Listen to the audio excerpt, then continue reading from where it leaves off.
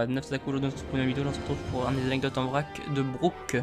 Brooke qui est le 9e membre de l'équipage du chapeau de paille. Donc Brooke qui est le musicien de cet équipage et donc qui a la capacité de jouer de tous les instruments, il le dit lui-même. Sa chanson préférée, le bon rhum de Binks, qui était la chanson de son ancien capitaine.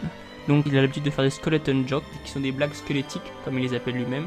Il s'agit de phrases entrant en contradiction avec son physique, puisque faisant allusion à des sensations et sens humains tels que la douleur, la faim ou encore la vue, qu'il ne devrait donc logiquement pas ressentir ou posséder en tant que squelette, autrement dit mort.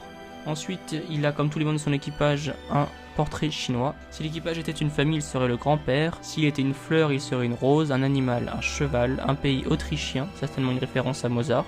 Un métier détective, son groupe sanguin est X, une odeur le thé, sa couleur noir et blanc. Petite anecdote en plus, sa taille est de 2,77 m, ce qui fait qu'il est le plus grand membre de l'équipage du chapeau de paille et aussi le plus vieux dû à son fruit du démon.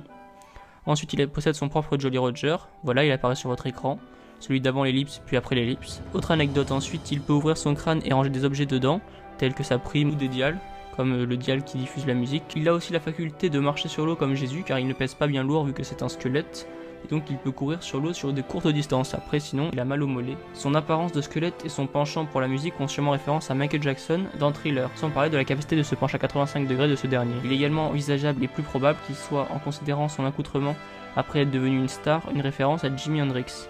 D'autant que Michael Jackson ne joue pas de la guitare en live show, cependant sa coupe afro et son chapeau font aussi penser au célèbre guitariste Slash. Son nom quant à lui peut faire référence à l'auteur Max Brooks, notamment connu pour ses livres World War Z ou Guide de survie en territoire zombie. A l'origine, Brooke devait faire partie de l'équipage de Baggy, mais ceci n'a pas été fait heureusement, donc depuis le début de sa création il a eu plusieurs apparences. Au départ il devait ressembler à un squelette ténébreux dans les premiers dessins, il a ensuite été dessiné en gentleman et s'est finalement retrouvé coiffé d'une coupe afro.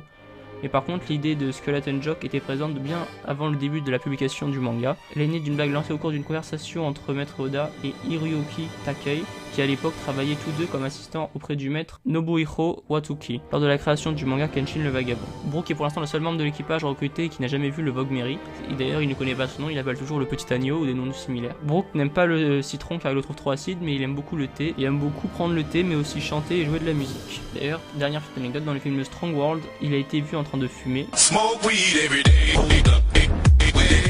Et c'est certainement pas nocif pour lui vu que c'est un squelette, donc il n'y a probablement aucun danger. Voilà, c'est tout pour ces anecdotes en vrac sur Brooke, j'espère que ça vous aura plu. Si vous avez aimé, laissez un like. Pour voir plus de vidéos, abonnez-vous et ciao.